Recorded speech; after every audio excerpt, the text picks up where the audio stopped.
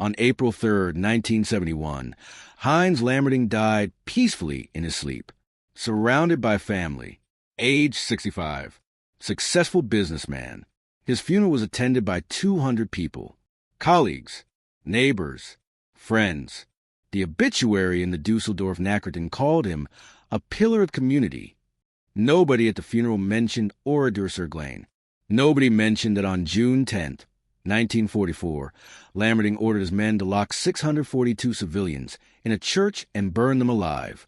Nobody mentioned the 99 men he had hanged from lampposts the day before.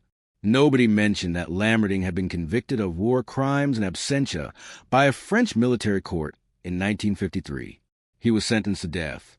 He never served a single day because the West German government refused to extradite him, refused to arrest him, refused to acknowledge what he'd done. Lammerding wasn't the exception. He was the rule. The 2nd SS Panzer Division, Das Reich, killed over 8,000 civilians during World War II. After the war, fewer than 30 members of the division faced trial. Most were acquitted. Most walked free. Most lived quietly next door. Your neighbor, the plumber, the accountant, the youth football coach. They had other lives before. Lives where they perfected the mechanics of mass murder.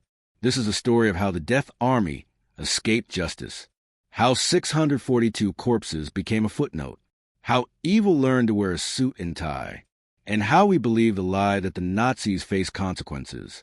If you want to understand how monsters became your neighbors, hit that like button right now. Subscribe, because this story gets worse before it gets better. And drop a comment telling us where you're watching from, because this happened everywhere. Back to Lammerding. Back to the lie. We need to understand what the 2nd SS Panzer Division, Das Reich, actually was, not what Nazi propaganda claimed. Not what post-war apologists wrote. What it actually was. Das Reich means the empire. The name was chosen deliberately. Formed in October 1939 from Hitler's elite SS Refugestruppe units. These weren't conscripts. They were volunteers.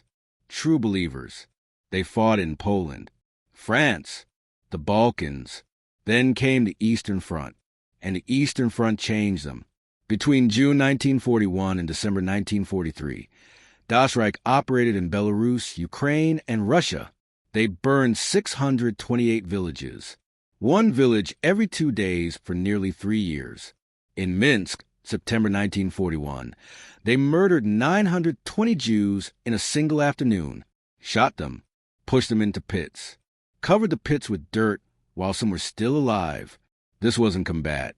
This was industrial extermination, and they documented it, took photographs, sent letters home. One SS officer, Kurt Meyer, wrote to his wife, "We are doing necessary work here." Necessary work meant burning families alive in their homes. By 1943, Das Reich had lost 60% of its original manpower to combat casualties. They were pulled off the Eastern Front, sent to southern France to refit. They arrived in Montauban in April 1943. 15,000 men, 209 tanks, and assault guns. For a year they rested, trained, prepared.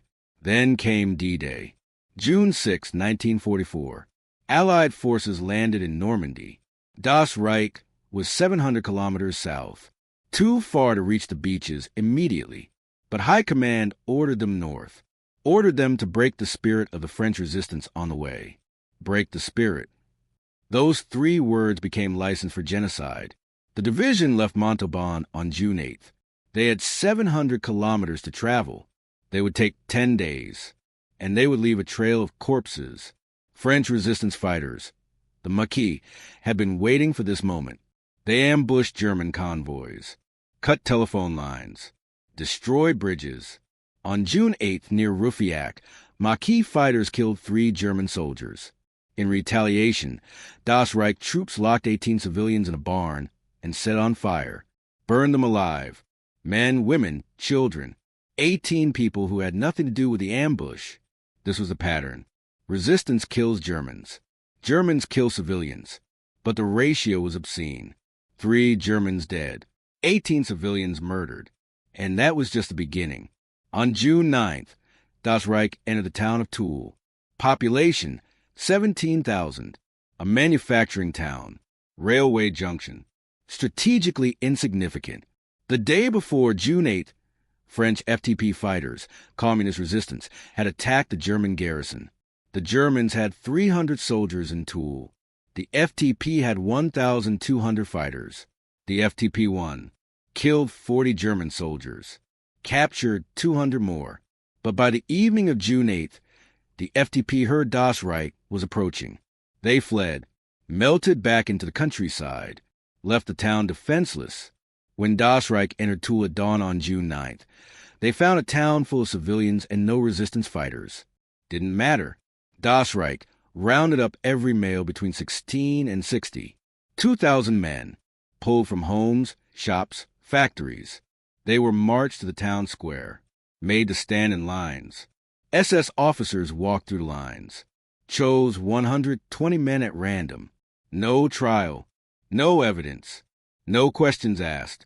At 3:30 p.m., the hangings began. This is where the story gets unbearable, but you need to hear it, because what happened in Tulle wasn't the worst thing Das Reich did. The worst was yet to come. 24 hours later, 40 kilometers north, a village called Oradour-sur-Glane. Population, 642 people. 642 people who had 1 day left to live. How does an elite military division massacre 642 civilians in a single afternoon and then vanish into suburban normalcy? How does a death squad become your neighbor? We're about to show you, and it will change how you think about justice.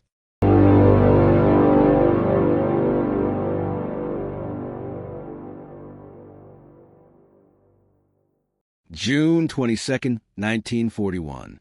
3:15 a.m. Operation Barbarossa begins. 3 million German soldiers pour across the Soviet border, the largest invasion in human history. Among them, the 2nd SS Panzer Division Das Reich, 19,000 men, fresh from victories in France and the Balkans. They believed they were invincible, believed they'd take Moscow in 6 weeks. They were wrong. But something else happened on the Eastern Front, something that would transform these soldiers into the men who murdered 642 civilians in Oradour. Das Reich wasn't born brutal. It was forged brutal. The Eastern Front was unlike any war the SS had fought before. In France, they'd faced organized armies, uniforms, clear battle lines, rules of engagement. In the Soviet Union, the lines didn't exist. The rules didn't exist. Soviet partisans attacked supply convoys, sabotaged railroads, disappeared into forests. The Wehrmacht called it bandit in camps, bandit warfare. The SS called it an excuse to kill civilians. Das Reich entered Belarus in July 1941. Population, 9.2 million people. By December 1943, when Das Reich left for France, 628 Belarusian villages had been destroyed. 628 villages. One village burned every 2 days for 900 days. This wasn't collateral damage. This was policy. Hitler Commissar Order, issued on June 6, 1941, authorized the execution of Soviet political officers and suspicious civilians. Suspicious meant anyone. Men, women, children, Jews. On September 2, 1941, Das Reich troops entered the Minsk ghetto. The ghetto held 100,000 Jews crammed into 34 city blocks. Das Reich had orders to liquidate 1,000 Jews as a security measure.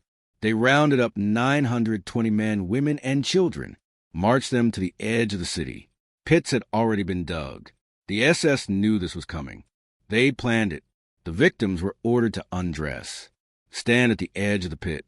Then the shooting started. 920 people, murdered in 3 hours, bodies covered with dirt.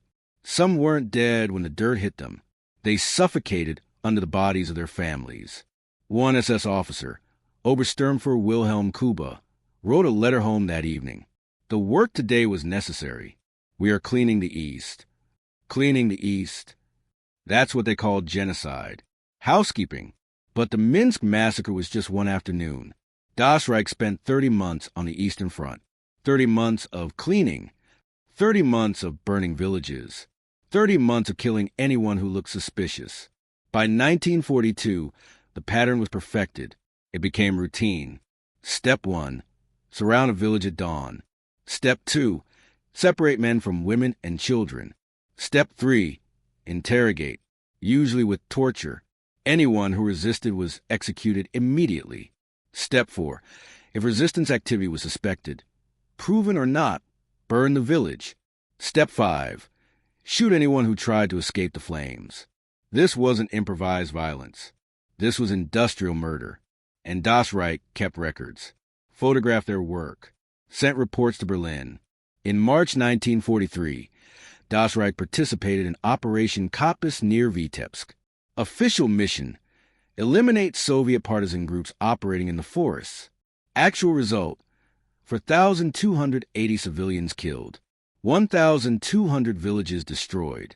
Das Reich's own after-action report listed partisan casualties: 387.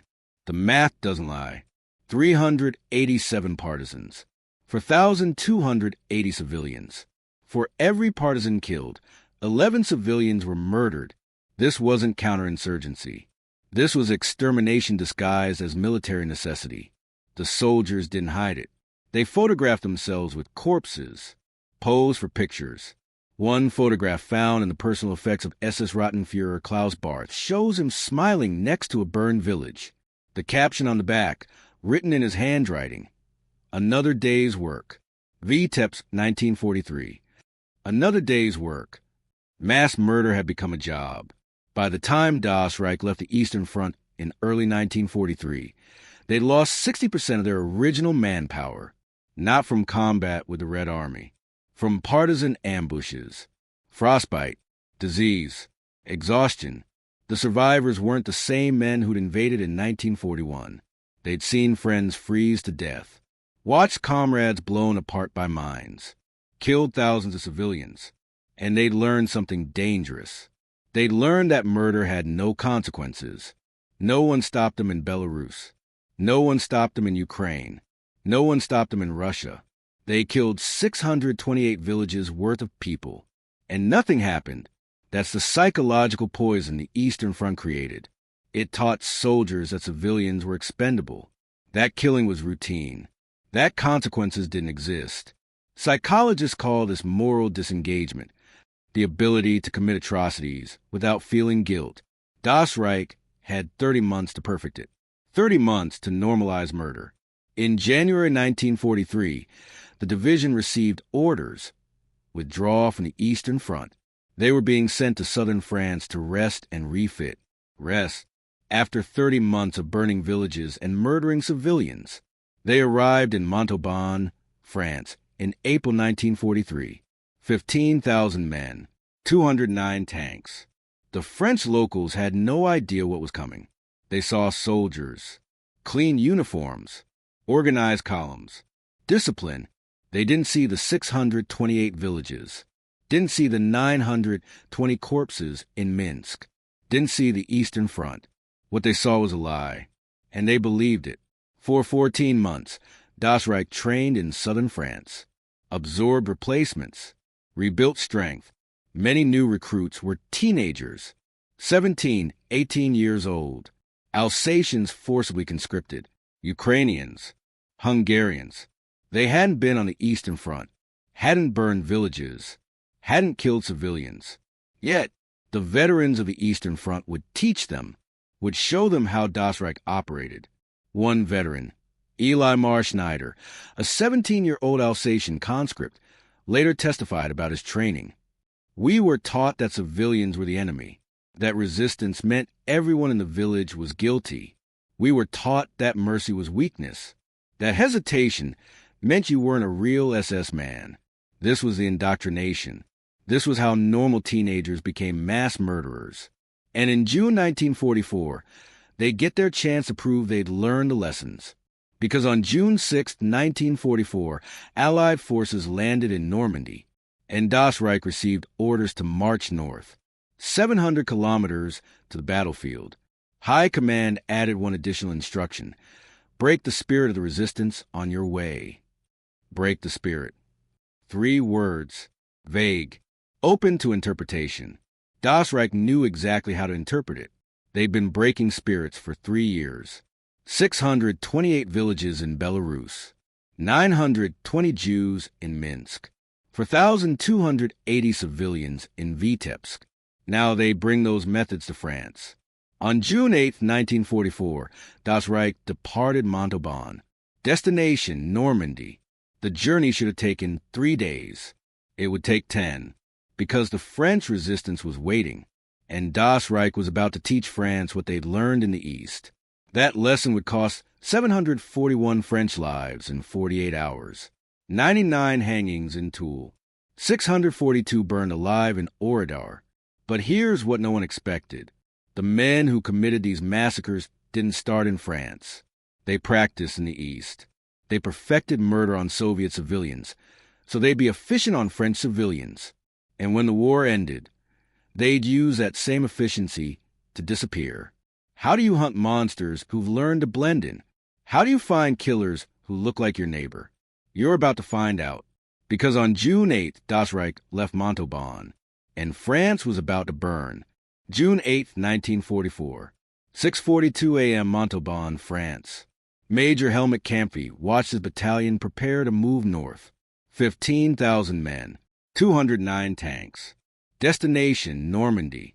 The journey was supposed to take 3 days, 700 kilometers. Straight roads through central France. Simple logistics. Move fast. Reach the front. Stop the Allied invasion. But High Command added one additional order. A vague instruction that would kill 741 French civilians. Break the spirit of the population by making examples. What does making examples mean? Das Reich knew. They'd made examples in Belarus. They'd made examples in Ukraine. They'd made examples for 3 years. Now they'd make examples in France. And the French resistance was about to give them an excuse. The Maquis, French resistance fighters, had been preparing for this moment since D-Day. June 6th, Allied forces landed in Normandy. The BBC sent coded messages to resistance networks across France. The hour has come. Cut the railway lines. Destroy the bridges. Slow the German reinforcements. The Maquis had 2,500 fighters in the Limousin region. Farmers, teachers, factory workers, armed with rifles and grenades. They weren't professional soldiers. They were volunteers fighting for their country, and they were about to attack the most dangerous division in the German military.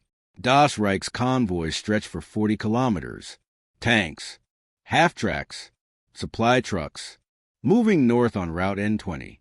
The Maquis hit them at dawn, near the village of Cressensac, 8:15 a.m. June 8th. 20 Maquis fighters ambushed a supply convoy. Machine gun fire from the tree line. Grenades into the lead vehicle. 2 German soldiers killed. 3 wounded. The convoy stopped. Das Reich troops fanned out to search the woods. The Maquis had already disappeared, melted back into forest. Classic guerrilla tactics. Das Reich found no resistance fighters, but they found the village of Cressensac. Population, 340. The SS surrounded the village, rounded up every man between 16 and 60. 63 men total. SS officers demanded to know where the Maquis were hiding. The villagers said they didn't know. They were telling the truth. The Maquis operated from forest camps, not villages. Didn't matter. Das Reich needed an example. 5 men were selected at random. Marched to the edge of the village. Shot. André Dubois, age 52. Carpenter. Jean Moreau, age 34. Farmer. Pierre Lambert, age 19. Student. 3 more whose names were never recorded. Lost to history. 2 German soldiers dead. 5 French civilians murdered in retaliation. The ratio would get worse. Much worse. That afternoon, 40 kilometers north, the Maquis attacked again, near Roufiac, 2:30 p.m. This time, 30 Maquis fighters ambushed a reconnaissance unit. 3 German soldiers killed. For wounded, Das Reich responded with overwhelming force. 2 companies, 300 soldiers, surrounded Roufiac. They herded everyone, men, women, children, into the village church. 147 people. Then they locked the doors. What happened next had been perfected in Belarus. The same method, the same efficiency. SS troops poured gasoline around the church foundation, threw grenades through the windows, set the building on fire. 129 people died inside, burned alive or suffocated by smoke. 18 survivors escaped through a side door. The SS machine-gunned them in the street. 3 Germans dead. 147 French civilians murdered. The convoy moved on. The village burned behind them. And Das Reich was just getting started, because ahead of them was Tulle. Tulle, population, 17,000. Railway junction, manufacturing town, strategically insignificant. But on June 7th, something happened in Tulle that would seal the town's fate. The French FTP, communist resistance fighters, attacked the German garrison. The Germans had 300 soldiers in Tulle. The FTP had 1,200 fighters. The battle lasted 14 hours, street by street, building by building. By midnight on June 7th, the FTP controlled the town. 40 German soldiers dead, 200 captured. It was the largest French resistance victory of the war, and the worst tactical mistake they ever made, because on the evening of June 8th, FTP scouts reported Das Reich approaching from the south. The FTP commander, Georges Guingouin, made a decision that would haunt him for the rest of his life. He ordered his fighters to withdraw, abandon Tulle, melt back into the countryside. Standard guerrilla tactics. Never stand and fight a superior force. Hit and run. Survive to fight another day. The FTP slipped away before dawn on June 9th, left the town defenseless, left 17,000 civilians with no protection. Das Reich entered Tulle at 6 a.m. June 9th, 1944. They found a town full of civilians. No resistance fighters. Just people. And they found 40 dead German soldiers from the day before. Das Reich didn't care that the FTP had fled. Didn't care that civilians weren't combatants. They needed an example. And Tulle would be that example. At 8 a.m., SS troops began rounding up men. Every male between ages 16 and 60. Pulled from homes. Pulled from shops. Pulled from factories. Pulled from churches where they'd been hiding. By noon, 2,000 men stood in lines in the town square. Women and children watched from windows. Watched SS officers walk through the lines. The officers chose men at random. Pointed. You. 120 men were selected. No trial. No evidence. No explanation. At 3:30 p.m., the SS brought out ropes. They borrowed the ropes from French civilians. Made them watch. Made them complicit. The lampposts in Tulle's main square stand 12 feet high. Perfect for hanging. The SS also used balconies, tree branches, anywhere a rope could be thrown. This is where the story becomes unbearable. But you need to hear it, because what happened in Tulle for the next 4 hours reveals something about human evil. The first man hanged was Jean Perrot, age 42, electrician, father of 3. They put the noose around his neck. At 3:35 p.m., pulled him up, let him strangle slowly. He died in 4 minutes. 4 minutes of kicking, choking, dying in public. The SS didn't use drop hangings. Those kill instantly by breaking the neck. They used strangulation hangings. Slow, agonizing, maximum suffering.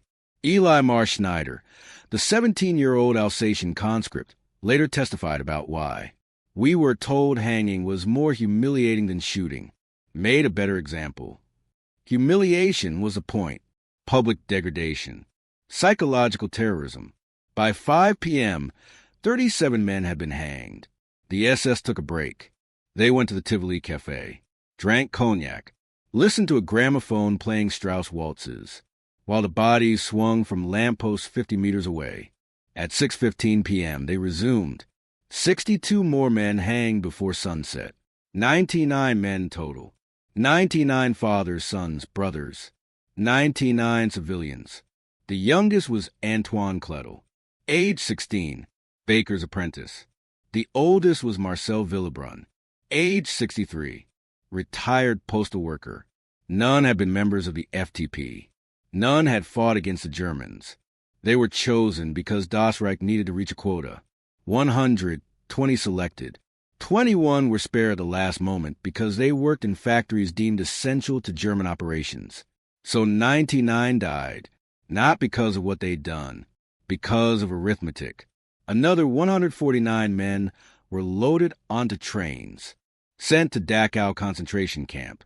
101 of them would die there, gassed, worked to death, starved. In total, Tulle lost 213 men, 40 Germans killed by the FTP, 213 French civilians killed in retaliation. The math of Das Reich's justice. That night, June 9th, Das Reich bivouacked in the hills outside Tulle. They'd been delayed 1 full day. The resistance ambushes, the reprisal hangings. Time lost. They needed to make up time. Reach Normandy. Stop the Allied advance. But that night, something else happened that would lead to the worst atrocity of all. Major Helmut Kampfe, the battalion commander, disappeared. At 11 p.m., Kampfe had driven ahead to scout the route north. Standard reconnaissance. He never returned.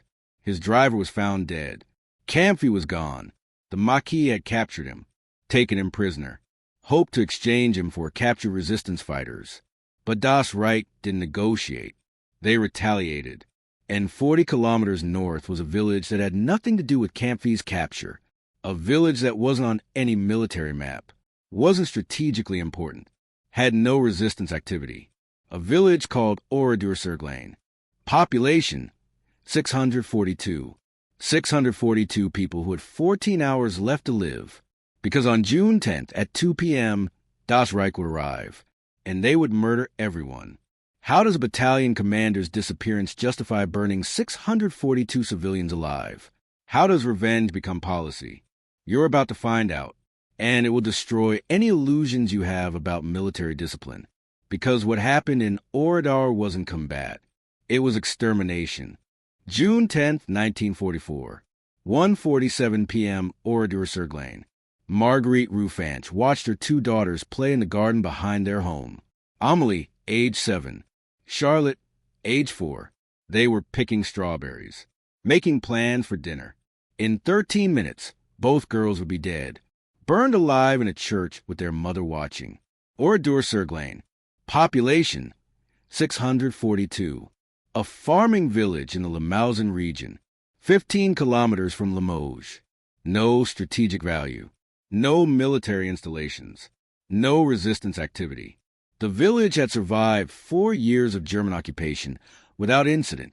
Most residents were farmers, blacksmiths, shopkeepers, women, children, elderly. That Saturday afternoon, June 10th, was market day. Extra people in town. Visitors from surrounding farms. At 1:30 p.m., Jean Lamaude, the village blacksmith, was shoeing a horse. At 1:45 p.m., Father Henri Chapelle was preparing for afternoon confession at the church. At 1:58 p.m., someone heard engines, trucks, many trucks, coming from the south. At 2 p.m., SS Sturmbannführer Adolf Diekmann's 3rd Company entered Oradour-sur-Glane. 120 Waffen-SS troops, fully armed, machine guns, grenades, fuel canisters. Diekmann was 29 years old, Eastern Front veteran, had participated in multiple massacres in Belarus and Ukraine. His orders that morning had been vague. Conduct reprisal operation near Oradour. Reprisal for what? No one in Oradour knew, because nothing had happened there. Later investigation would suggest Diekmann had confused Oradour-sur-Glane with Oradour-sur-Vers, 25 kilometers away. Oradour-sur-Vers had Maquis activity. Oradour-sur-Glane did not. Wrong village, wrong people. But Diekmann didn't check, didn't verify, didn't care. The SS trucks fanned out, blocked every road out of the village, surrounded it completely. Then they went door to door, knocked, politely, announced a routine identity check. Everyone must assemble in the town square. Bring your papers. This will only take a few minutes. The tone was professional, non-threatening. The SS smiled, made reassuring gestures. This was practiced deception. They'd done this in Belarus, in Ukraine, in Tulle 2 days earlier. By 2:30 p.m., 642 people stood in the village square. Men, women, children, infants. Among them, Jean Lamaud, the blacksmith, still wearing his work apron. Father Chappelle, still in his priest's cassock.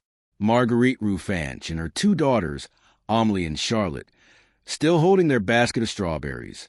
Roger Godfrey, age 8, clutched his mother's hand, asked her why the soldiers were there. She told him it was just a paper check. Everything would be fine. She was wrong. In 90 minutes, she'd be dead. So would Roger. At 2:45 p.m., Diekmann gave the order, separate the men from the women and children. The SS formed 2 lines, men to the left, women and children to the right. Husbands kissed wives goodbye. Fathers kissed daughters. They believed they'd see each other in an hour. 190 men were marched to 6 locations, barns, sheds, garages. As they walked, they saw machine guns already positioned inside. Tripods, ammunition belts, pre-positioned. The guns had been set up before the identity check was announced. This was planned. 452 women and children were locked in the church. The same church where Father Chappelle had prepared confession. The church was small, built for 200 people, now held 452. Packed tight, standing room only. The SS locked the doors. Heavy wooden doors.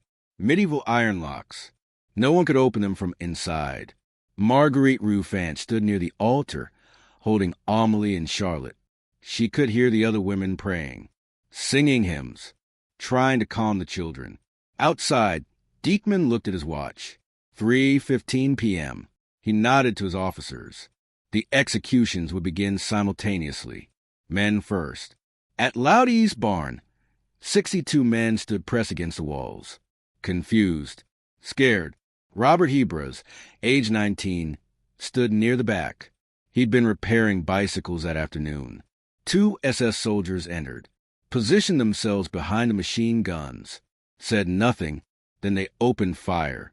But they didn't aim for heads or chests. They aimed for legs. The SS had been trained on this method in the East. Leg wounds incapacitate, but don't kill immediately. Men fell, screaming, unable to stand, unable to run, unable to escape what came next. The machine gun stopped. Silence, except for moaning, crying, pleading. Then the SS soldiers brought in the fuel. They poured it over the wounded men, soaked their clothes, covered the floor. Robert Hebras had been hit in the leg, fell under 3 other bodies, couldn't move, couldn't breathe. He heard the SS throw matches, heard the whoosh of ignition, felt the heat, the barn filled with fire, smoke, screaming. Hebras lay still, pretended to be dead. The bodies on top of him shielded him from the worst flames. He stayed there for 4 hours, for hours under burning corpses, breathing smoke. The same massacre happened in 5 other locations simultaneously. 190 men. 85 survived the initial shooting. All but 6 burned to death. But the worst was happening at the church. At 3:30 p.m., 452 women and children heard the machine guns from the barns. They didn't know what the sound meant. Not yet, but they knew it was bad. The children started crying. The babies screamed. The mothers tried to comfort them. Then the church doors opened. 2 SS soldiers entered carrying a large wooden crate. They placed it in the center aisle. Near the altar, said nothing, walked out. The doors locked again. The women stared at the crate. Marguerite Roufanch saw wires coming from the crate, saw smoke beginning to rise. At 3:45 p.m., the crate exploded. Not shrapnel, not fire. Gas, black smoke, suffocating chemical smoke. It was an anti-tank smoke device used by German forces to blind enemy tank crews. In an enclosed space, it suffocated, blinded, burned lungs. The women and children stampeded toward the doors, clawed at the locks, screamed for help. The doors didn't open. The The windows were too high. There was no escape. Then the church doors burst open. SS soldiers entered with machine guns and grenades. They fired into the crowd, threw stick grenades tied in bundles, 5 at a time, exploding in the packed mass. Marguerite Rufanch was hit by grenade shrapnel, fell. Her daughters fell beside her. Amelie died instantly. Shrapnel through the head. Charlotte died choking on smoke. Marguerite couldn't help them, couldn't save them, could only watch. Then the SS brought in bundles of firewood, stacked them on the pews, poured gasoline, set the church on fire. Marguerite Rufanch, wounded, bleeding, made a decision. She crawled toward a window behind the altar. The window was 9 feet off the ground. She climbed using a ladder the priest kept there for changing candles. She threw herself through, fell 12 feet to the ground outside. 2 SS soldiers saw her land, opened fire. 3 bullets hit her, shoulder, leg, back.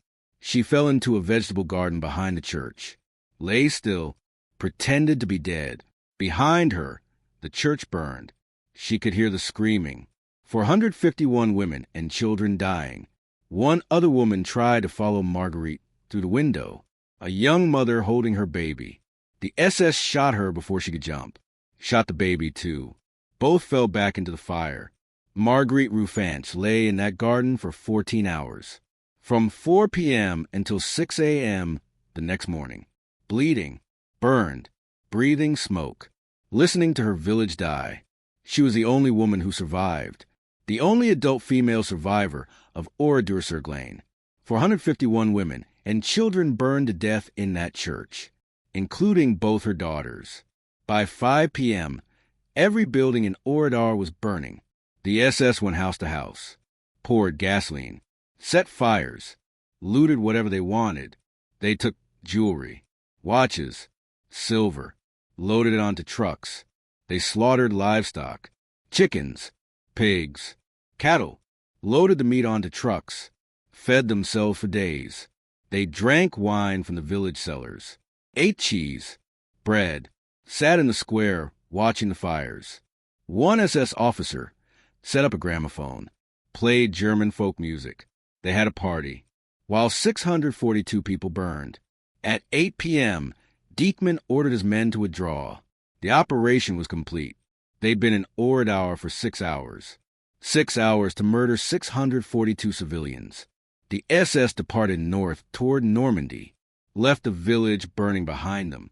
On June 11th, the next morning, survivors from surrounding villages approached Oradour. They'd seen the smoke the night before, seen the glow against the sky, feared the worst. What they found was incomprehensible.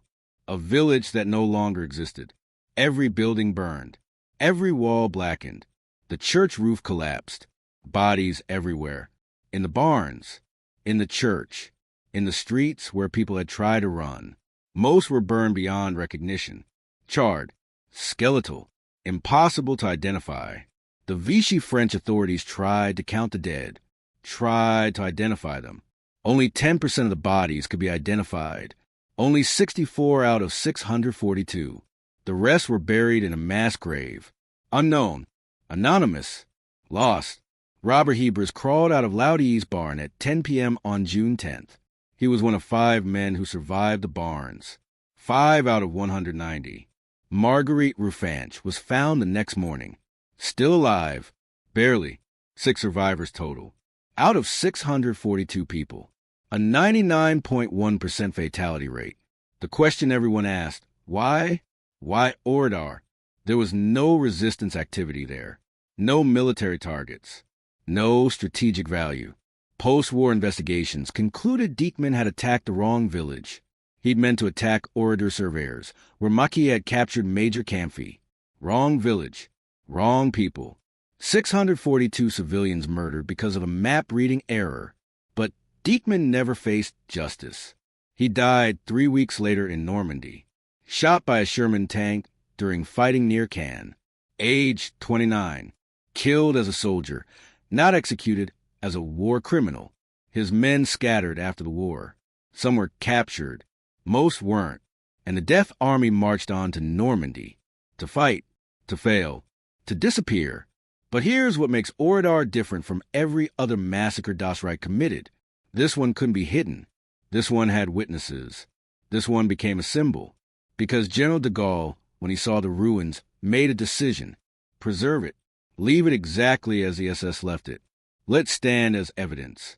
And that's why, 80 years later, you can still walk through Oradour, still see the burned cars, the melted church bells, the bullet holes in the walls, still stand where 642 people died because Das Reich made a mistake. But the men who did this, most of them walked free. Most lived quietly next door. And we need to understand how that happened, because Das Reich still had a war to fight. And they were about to discover something. They were very good at killing civilians. But against Allied soldiers, they were about to fail spectacularly. June 18, 1944, 11:23 a.m. near Corentin, Normandy. Das Reich finally reached the Normandy battlefield, 12 days after D-Day. 8 days late. They'd traveled 700 kilometers in 10 days. Should have taken 3. The delays cost them. The Allies had established a beachhead. Reinforcements were pouring in. Das Reich arrived with 15,000 men and 209 tanks, the largest SS Panzer Division on the Western Front. They'd murdered 741 French civilians getting there. Now they'd fight actual soldiers. The difference would be catastrophic. Das Reich's first major engagement was Operation Epsom, British offensive to capture Cannes. June 26. Das Reich was ordered to counterattack British positions near Hill 112.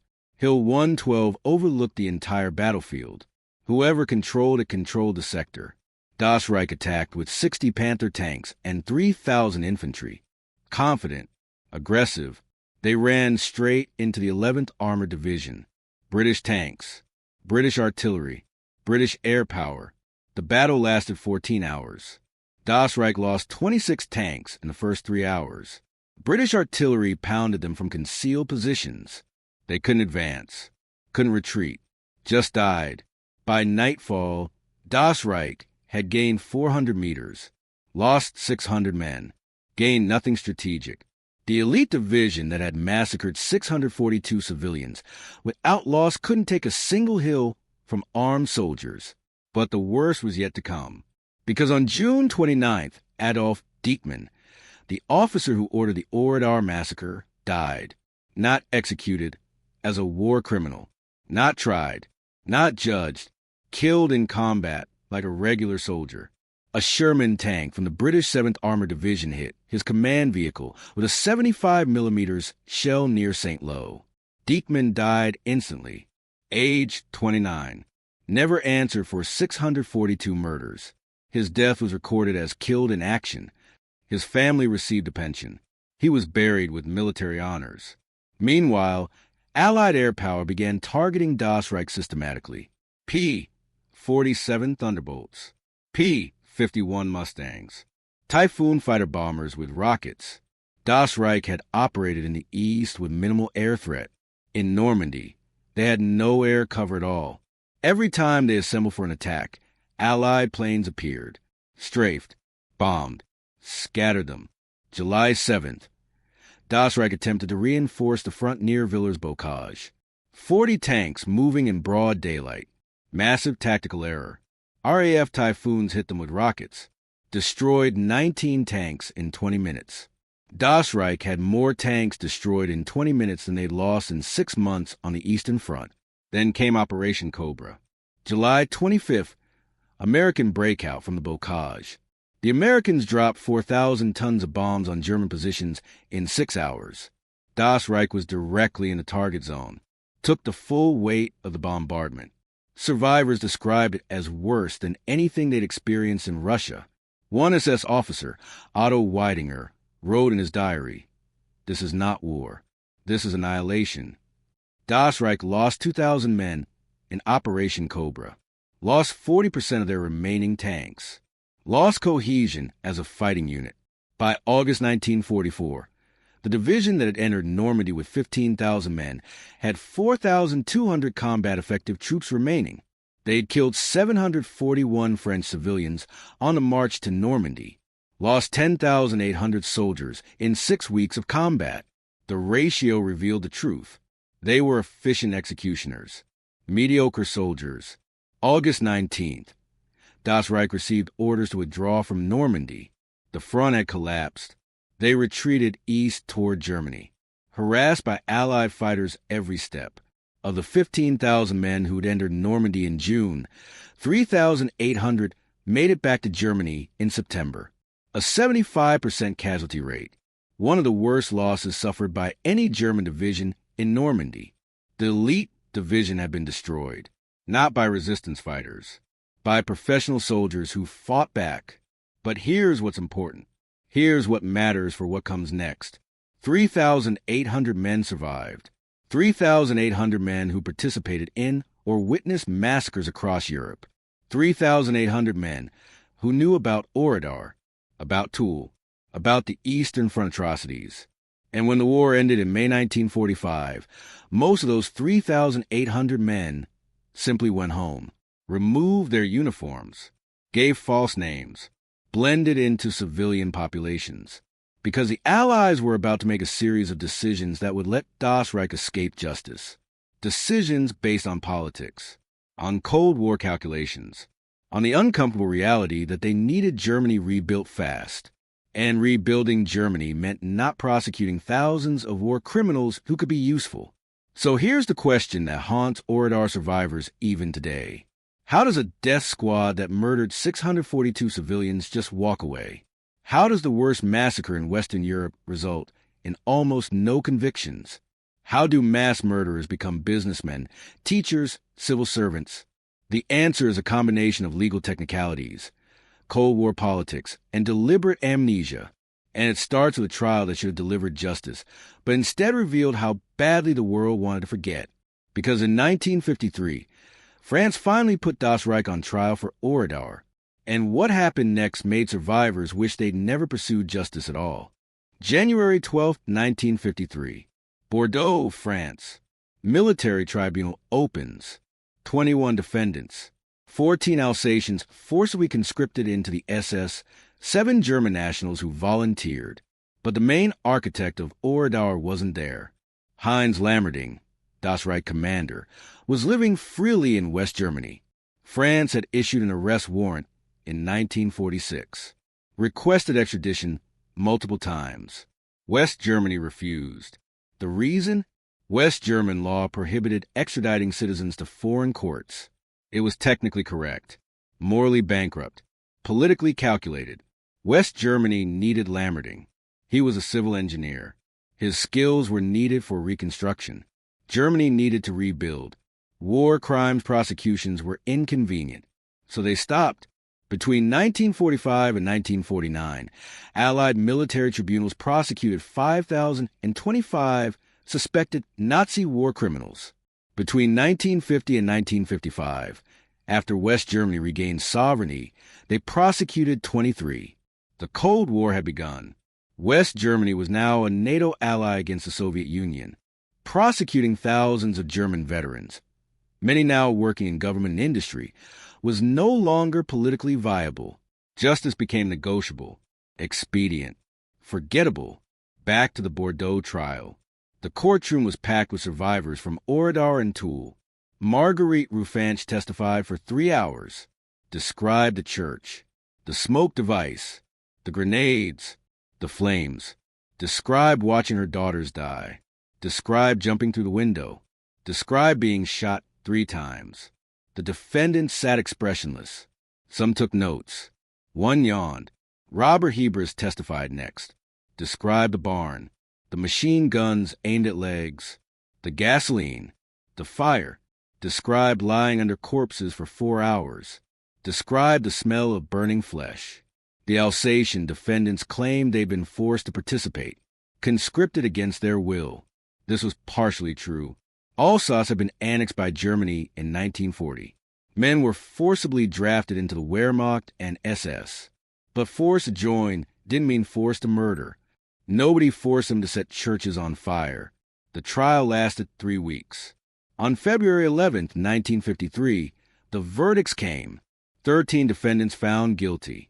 8 received death sentences. 5 received prison terms. The survivors wept with relief. Finally, accountability. Finally, justice. Finally, recognition.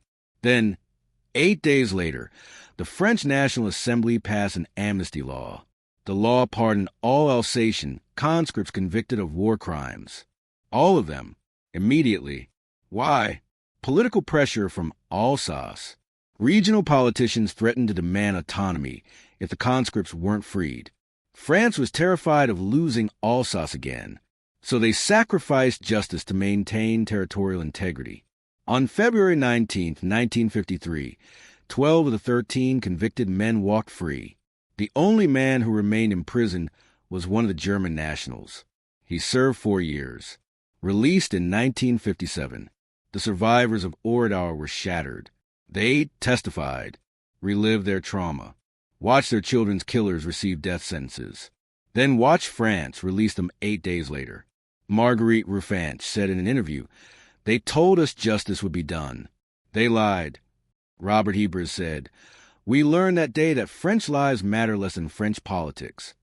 The Oradour Survivors Association broke off relations with the French government, refused state funding, built their own memorial, the Martyrs' Tomb, separate from the official state monument.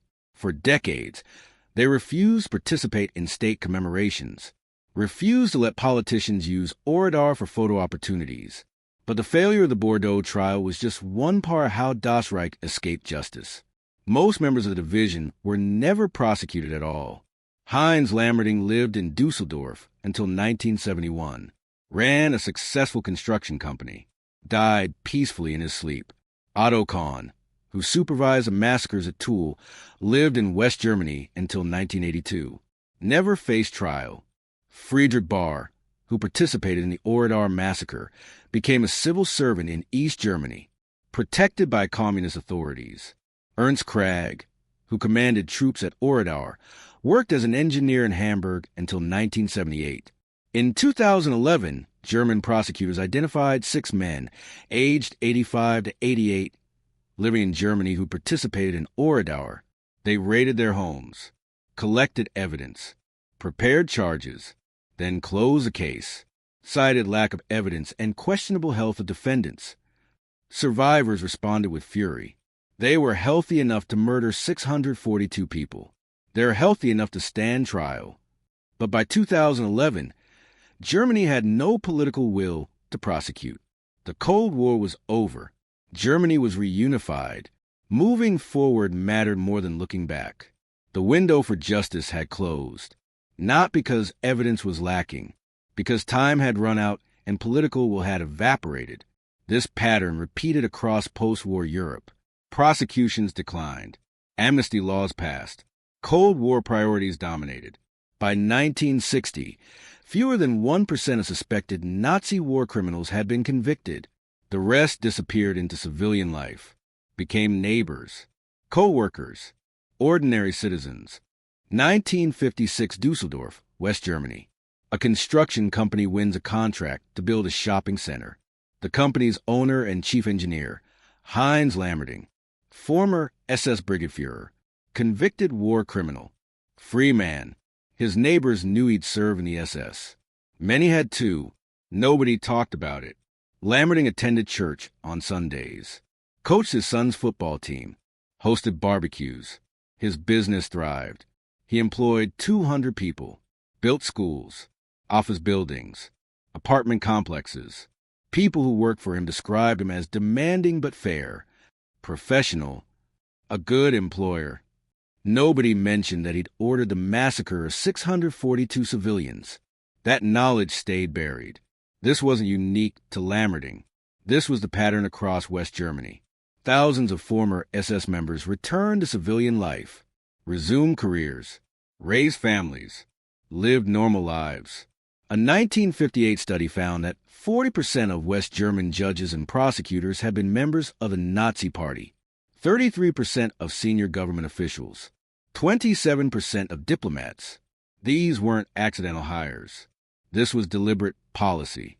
Germany needed experienced administrators. The fact that they participated in genocide was considered less important than their administrative skills.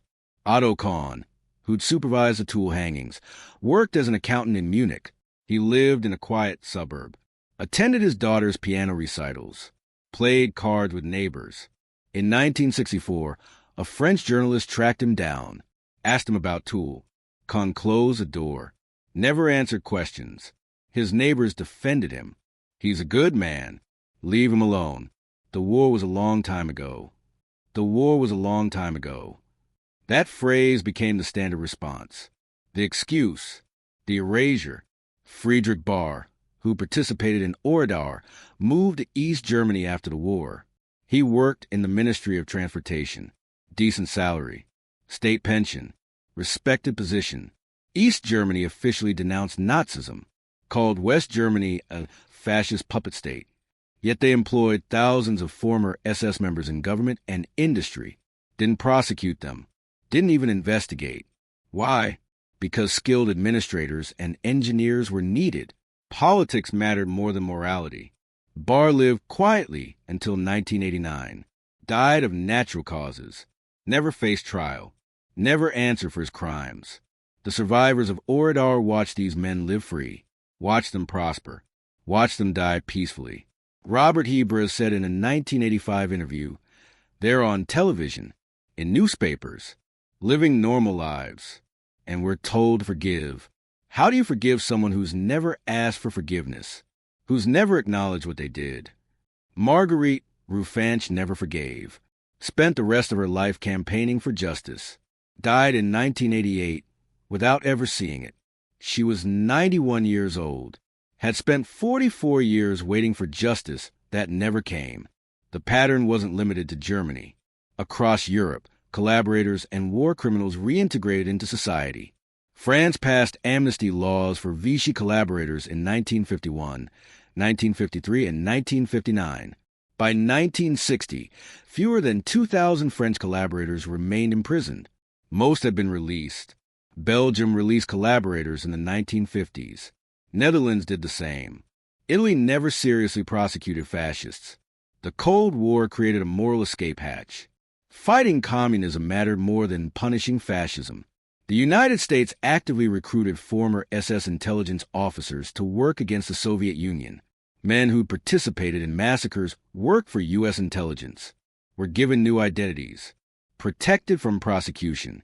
Klaus Barbie, the butcher of Lyon, worked for U.S. Army intelligence until 1951, then escaped to Bolivia with American help. The same pattern repeated across Western intelligence agencies. British, French, American, all recruited former Nazis.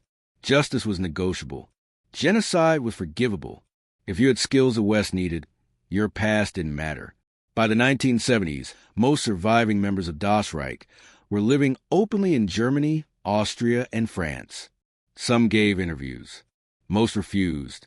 A few wrote memoirs that omitted the massacres. Ernst Krag wrote a book about Das Reich's heroic defense of Normandy.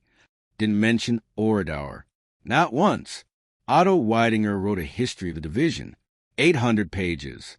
Devoted 3 paragraphs to Oradour. Called it tragic but militarily necessary. Militarily necessary. 642 civilians burned alive was militarily necessary. The Death Army didn't just escape justice. They rewrote history, transformed themselves from war criminals into veterans. Veterans organizations defended them, provided legal support, lobbied against prosecutions. In 1980, a memorial to Das Reich was erected in Austria, honored them as fallen heroes. Survivors from Oradour protested. The monument remained, still stands today. How does a death squad vanish? The answer lies in psychology, law, and politics intersecting. First, legal technicalities.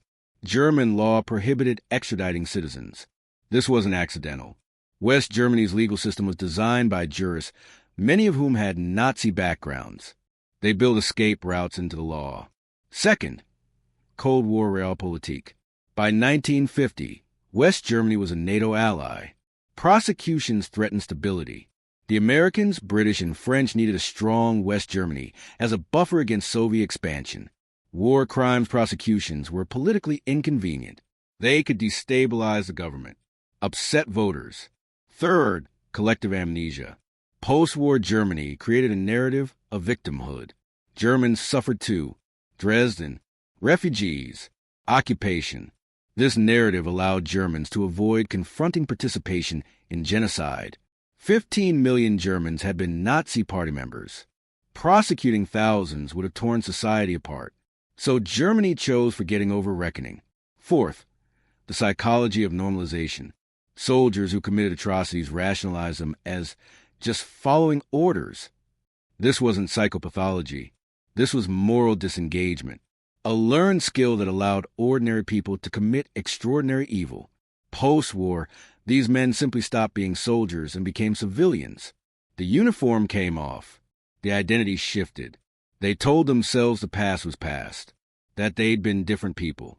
That war changed everyone, and society allowed this, because confronting the truth meant confronting how many ordinary people had participated. Today, Oradour-sur-Glane remains as it was left in 1944, burned, ruined, silent. You can walk the streets, see the burned cars, touch the bullet holes, stand in the church where 451 died. Over 300,000 people visit every year. School groups, tourists, survivors' descendants. Robert Heber has spent 70 years guiding visitors, telling his story, keeping the memory alive.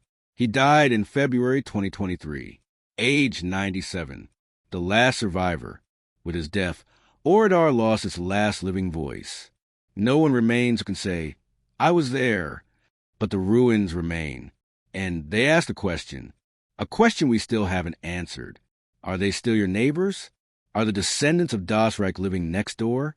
In 2013, German President Joachim Gauck visited Oradour, first German head of state to do so. He asked for forgiveness, said Germany accepted full responsibility. The Survivors Association accepted his words. But many asked, where was this in 1953, 1963, 1973? Why did it take 69 years for Germany to officially acknowledge Oradour? The answer, because justice was never priority. Stability was. Forgetting was. Moving forward was. Das Reich murdered 8,000 civilians across Europe. Fewer than 30 faced trial. Fewer than 5 were convicted. That's a 99.94% impunity rate. The Death Army didn't escape justice. Justice was never pursued. The lesson of Oradour isn't that evil triumphed. It's that we let it walk away. We chose politics over justice. Stability over accountability. Forgetting over remembering. And because we made those choices in 1945, we're still making them today. The Death Army didn't die in 1945. It just changed uniforms, learned new languages, adopted new ideologies. Today, neo-Nazi movements operate openly across Europe and America. They march, they organize, they recruit. Some wear SS symbols. Some deny the Holocaust. Some claim Das Reich were heroes defending Europe. And we watch, and we debate, and we wonder how to respond. Just like we watched in 1945, just like we debated, just like we chose to do nothing. Oradour's lesson is simple. Evil doesn't announce itself. It wears normal clothes, works normal jobs, lives next door. And when we choose to forget, when we choose forgiveness without accountability, we invite it to return. The ruins of Oradour stand as a warning, not a memorial to the past. A warning about the future, because the Death Army that escaped justice didn't disappear. It just learned to blend in, and it's still living next door.